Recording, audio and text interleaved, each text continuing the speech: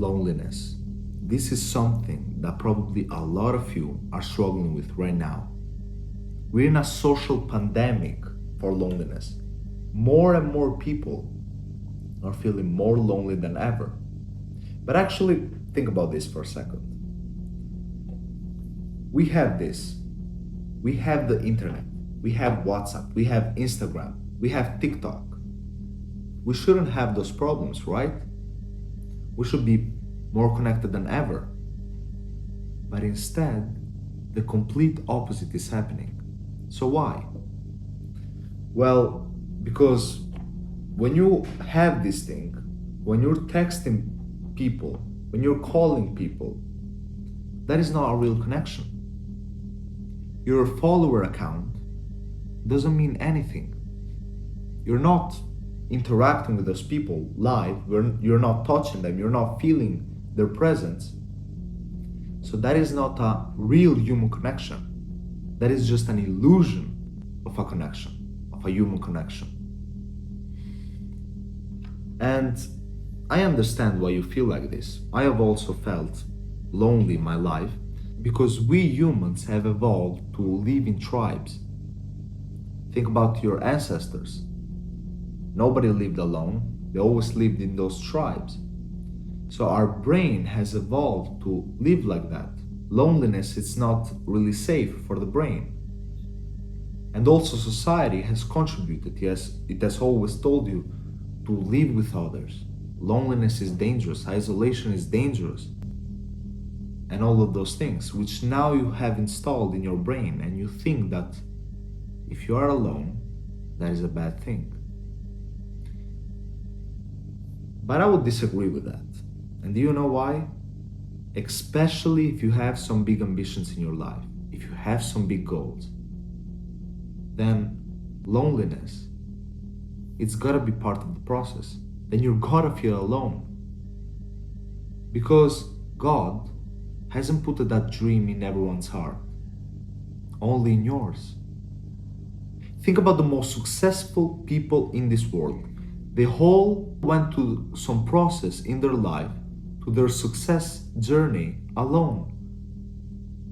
I don't know, Cristiano Ronaldo, first person that pops up in my head. He was pretty good at playing football. Then this team that I don't really remember right now, this team saw that he was good and they said, hey, come over. We want you in our team to play because you're such a good player. So he had to left his family, his friends, and all the people there in Portugal to go with this team. And he was very, very young, by the way. But he had to sacrifice. And do you know what happened in this period when he was alone? He had given his best. He was able to grow as a person, because every one of us can grow as a person. We can understand a lot of things by, yes, people, but also about ourselves. We can go into a deeper individuation process. And he was able to focus on himself physically. He was able to train more and all of that stuff. So when you are alone, you have a much better possibility to focus on whatever that you're trying to pursue. If you have other people, then you will constantly be distracted, especially if they don't have the same ambition or goal that you have. They'll be distracting you, they'll cause some problems. So yeah, I'm not preaching you to always be alone, right? Don't misunderstand me. But I'm telling you that in some periods of your life, especially maybe in the period that you're going through right now, who knows? You gotta learn how to be alone. Because you will get amazing things done when you are alone. When you are with your own mind and thoughts, you will grow so much as a person and you will be able to focus much better on your mission. Learning how to be alone will be a cheat code for your life. It will be a shortcut because most people can't. Most people are so overstimulated by the external world, are so stimulated, are so fragile. They care so much about the opinion of others, what other people think, what others will think if I start being alone.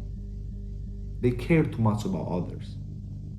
So most people are not able to live and be alone.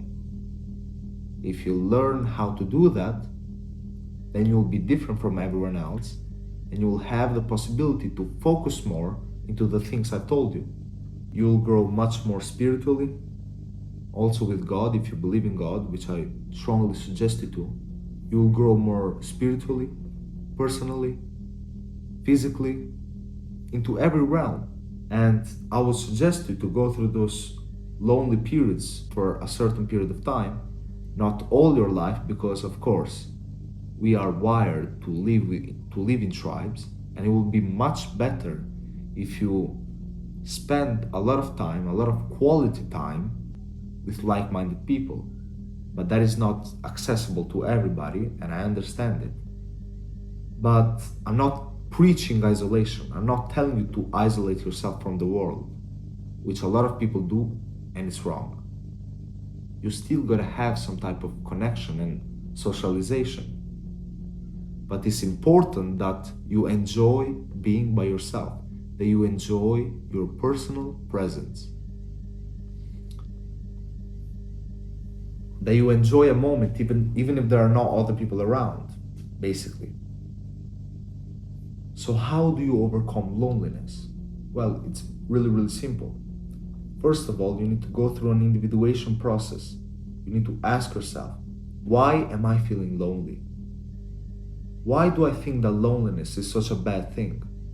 What is going on behind my brain? So you need to go through this period of individuation, which I pretty much tell in all the videos. It's super important. Then, what you do is that you reward yourself.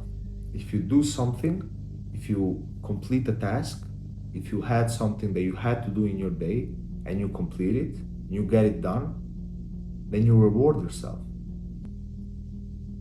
You spend quality time. You go through some, I don't know, cafes that are fancy cafes that maybe are a little bit luxury.